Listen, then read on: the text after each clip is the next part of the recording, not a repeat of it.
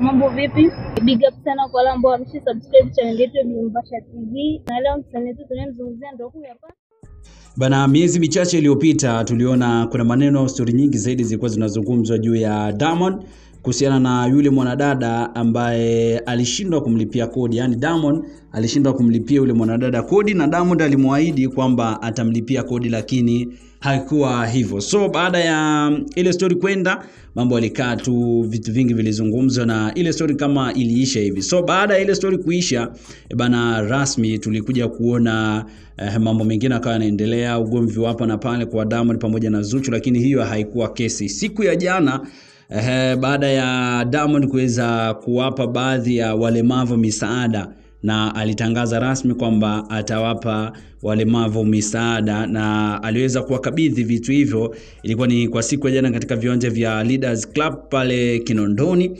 Baada ya kuwapa misaada hiyo watu mbalimbali, na alipata picha, baadhi ya picha na watu baadhi mbalimbali. Sasa kwa siku pia ya jana hiyo wakati anarejea zake kwenda kupumzika, aliweza kuwakumbuka wale ambao wapo pia kwenye mahusiano ambao wanadeti, yani mume na mke. Akasema kwamba wanawake msitegemee tu kutegemea abaya au kutegemea tu zawadi kutoka kwa wapenzi wenu kwa kipindi hiki cha mfungo wa Ramadhani, lakini mtegemee pia na nyie, na sisi tunategemea wanaume kupata mkono wa Idi. Yani manake wanaume waweze kununuliwa kanzu, lakini sio tu kanzu, wanunuliwe pia na kilemba na vitu vingine kama hivyo. So watu wengi wakasema kwamba Diamond huenda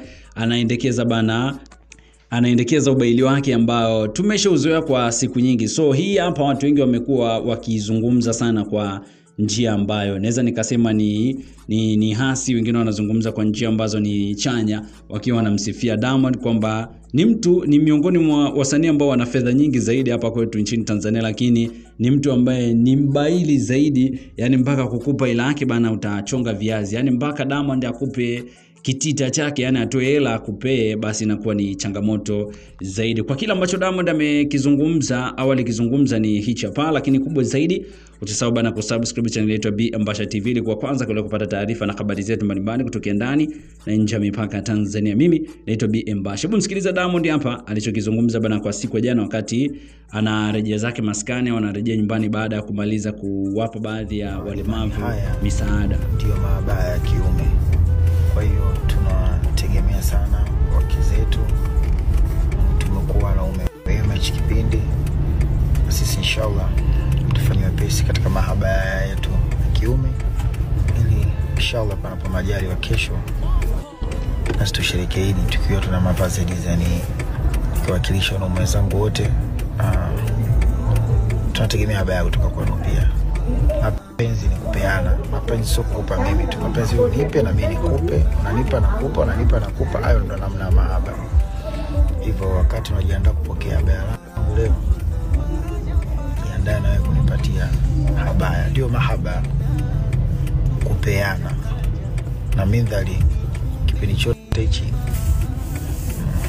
mmekuwa hela zetu mnazisoma kama soka la mzili, mnazipata mazira. Kwa tunategemea katika kiasi kile kidogo mtoe kasehemu kidogo kutunulia hizi habari za kiume. Assalamu alaykum warahmatullahi wabarakatuh. Tunawasibu kiwakilisha wanaume zangu wote.